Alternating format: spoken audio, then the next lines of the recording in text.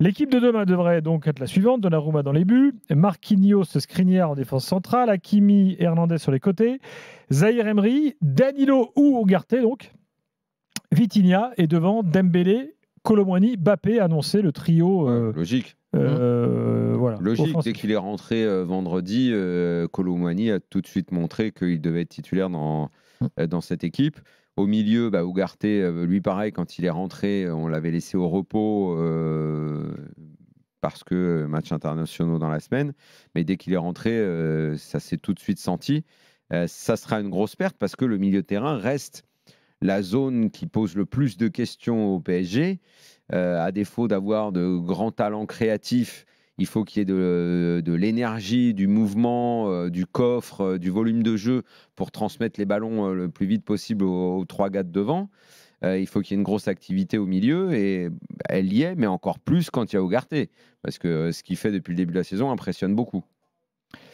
Exactement. Tu veux rajouter un truc sur Ugarte avant qu'on écoute Luis Enrique ou non, je suis d'accord. Mais je suis d'accord aussi pour dire, et ça va être un bémol avant même mon avis, à mon propre avis, c'est que si tu es aussi dépendant déjà d'un seul joueur et pas de celui qu'on attendait, en l'occurrence Ugarte, c'est un petit souci. C'est pour ça que je te dis que c'est un secteur de jeu qui je ne sais pas s'il est à peaufiner parce que les joueurs existent, mais on ne connaît pas réellement la valeur ou l'étendue de ce que les joueurs sont capables de faire. Il y a beaucoup de jeunes qu'on connaît à peine. Même Zahir Emery, on ne sait pas comment il va évoluer. Il manque clairement le créateur, le 10, malgré tout. Il manque, même si certains prennent ce rôle-là. Non, il n'y en avait pas de 10. Donc, on ne peut pas dire... Enfin, c'est même plutôt... On peut dire que ça fait des années qu'on a eu au PSG un problème pour le 6 et qu'on a eu également un problème pour faire la liaison milieu-attaque, puisque quand tu avais les trois qui ne défendaient pas, tu avais un trou qui était énormissime.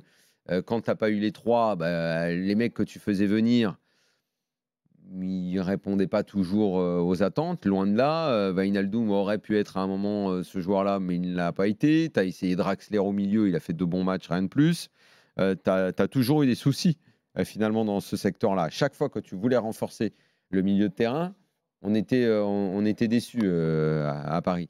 Donc là, ils l'ont complètement changé. De toute façon, la page, il fallait qu'elle se tourne. Il fallait changer énormément de choses.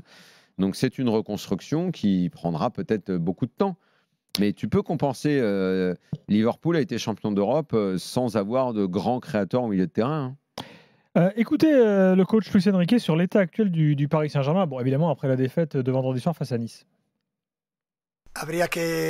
C'est sûr que nous n'avons pas extrêmement bien commencé la saison, mais quand j'arrive dans un club, ça se passe souvent comme ça. Il y a beaucoup d'informations à faire passer, des idées et des concepts qu'il faut que les joueurs assimilent. Je trouve l'équipe très réceptive, elle a beaucoup d'envie et veut faire sienne les idées du staff. Les supporters sont aussi incroyables. Leur appui, leur soutien est magnifique, même quand les résultats ne sont pas à la hauteur. J'ai déjà vécu ce genre d'expérience qui demande du temps et je sais comment cela fonctionne. Je me sens tranquille, il y aura du bon football et de bons résultats, j'en suis sûr. J'entends son discours. Il est sûr de lui. J'entends, ouais. Écoute. Ce qui nous fait enchaîner avec l'avis de Flo, jingle Gautreau. C'est logique que le voleur apparaisse alors que le flic disparaît. Voilà. Par rapport à la sélection allemande, bien sûr. Tout à fait. Nous t'écoutons. Eh bien, écoute, effectivement, ça fait écho à ce que vient de dire Luis Enrique. C'est que j'ai été un peu surpris de voir immédiatement après la défaite contre Nice ressurgir un peu les questions sur le thème. Ah ben, vous l'avez bien dit, tu as tous les fans de Neymar qui te disent, qui ressortent du bois en disant, bah voyez, cette équipe, rapidement, elle est mise en défaut. Et je voulais simplement dire à tout cela et aux autres, d'ailleurs, que si tu acceptes de changer d'air, comme l'a dit Daniel à l'instant, stratégiquement, il faut accepter aussi qu'il y ait cette mise en place parce que c'est plus compliqué de faire une vraie équipe complémentaire équilibrée que de dire je donne la balle à Neymar ou à Messi et après je balance sur Mbappé. Parce qu'en gros, c'est un peu la tactique. Enfin, j'exagère un peu, mais c'est un peu en partie la tactique. Donc, c'est fou le nombre de gens qui ont oublié que le PSG a traversé la pire saison de son histoire l'année dernière. C'est quand même très étonnant que les gens aient oublié ça.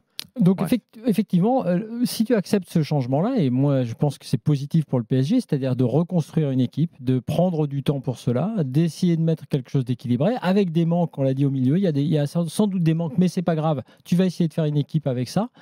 Eh ben, faut accepter aussi les trous d'air qui vont avec. C'est-à-dire que le PSG ne va pas marcher sur la Ligue 1, ou pas de la manière dont ils ont marché sur la Ligue 1 depuis des années. Et alors, c'est pas seulement parce que ça redonne de l'intérêt à la Ligue 1 que c'est bien. C'est bien parce que quand tu es une vraie équipe, oui, tu as besoin de temps pour te mettre en place. On va pas arrêter d'en parler depuis le début de l'émission. Tu as besoin de temps. Marcelino a besoin de temps. Les équipes qui commencent mal, comme Genesio avec Rennes, il a besoin de temps également. Donc, ce qu'il faut voir, c'est que d'abord contre Nice, pour des raisons X et Y liées notamment aux joueurs qui revenaient de sélection, Marquinhos et Ugarte ne jouaient pas. Et effectivement, la charnière Danilo-Skriniar, ça ne va pas. Là, effectivement, il faudra aussi surveiller quand même, parce que Skriniar et son absence de vitesse là, qui commence à se voir, ça peut être une question. Mais il ne faut pas s'étonner non plus que dans ce match-là, quand tu as Carlos Soler qui ne met pas un pied devant l'autre depuis qu'il est au PSG, quand c'est sur lui que repose une partie de la construction au milieu de terrain, il ne faut pas t'étonner que tu souffres contre Nice. Puis enfin, par rapport au choix des joueurs et l'équipe que tu as donnée pour demain le montre, Ramos est en manque de confiance, en tout cas avec le Paris Saint-Germain. Donc c'est logique que dans l'équipe type, si tu l'as fait, par rapport à celle qui a joué contre Nice, il y a 3 différences notables. Marquinhos en charnière centrale, Ugarte au milieu de terrain, Kolo Muani probablement en 9. Donc il y a d'abord une explication à cette défaite contre Nice. Il y a aussi une réalité, c'est qu'il faut donc prendre conscience que ce changement d'air va demander un petit peu de temps. Il faut aussi que les gens qui se sont habitués, les supporters qui sont habitués à gagner assez facilement des matchs, même sans avoir tactiquement une maîtrise folle, acceptent de vivre une partie différente. Et puis, ça fait que moi, je suis plutôt confiant dans le match de Dortmund. Parce que j'ai écouté Polo tout à l'heure sur Dortmund, j'ai regardé effectivement ce week-end.